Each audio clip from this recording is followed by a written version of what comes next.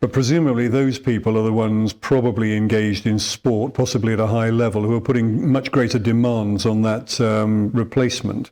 Does that mean that they might not reach the 25-year lifespan?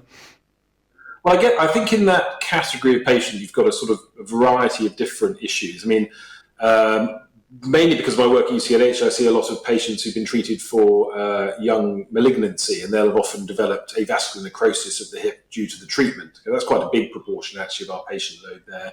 Then you've got the other proportion, perhaps with missed or not fully treated childhood hip disorders, who will obviously develop arthritis earlier in life. And then you've got, like you say, you do have a proportion of patients who have simple degenerative disease that gets them in earlier life for reasons that may or may not be related to the way they play sport and the way they move.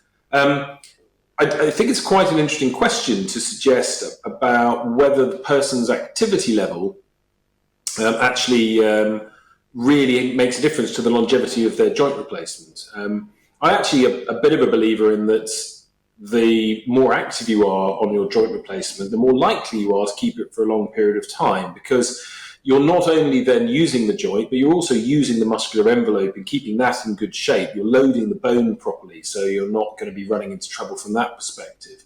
And actually, I had a look through a lot of the literature recently for a chapter I wrote on this exact topic, actually, in a soon-to-be-published book.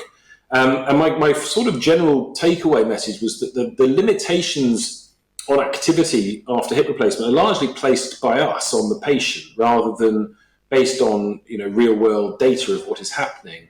And again, with bearing surfaces really being far more reliable than they used to be, I don't think there's a logic in telling someone that you should be overly protective of your hip replacement, over and above maybe avoiding injury. And so I think that I have strange barriers that I still will tell patients, one of which is contact sport, for example, not because of the replacement itself, but because of the unpredictability of all the people around you.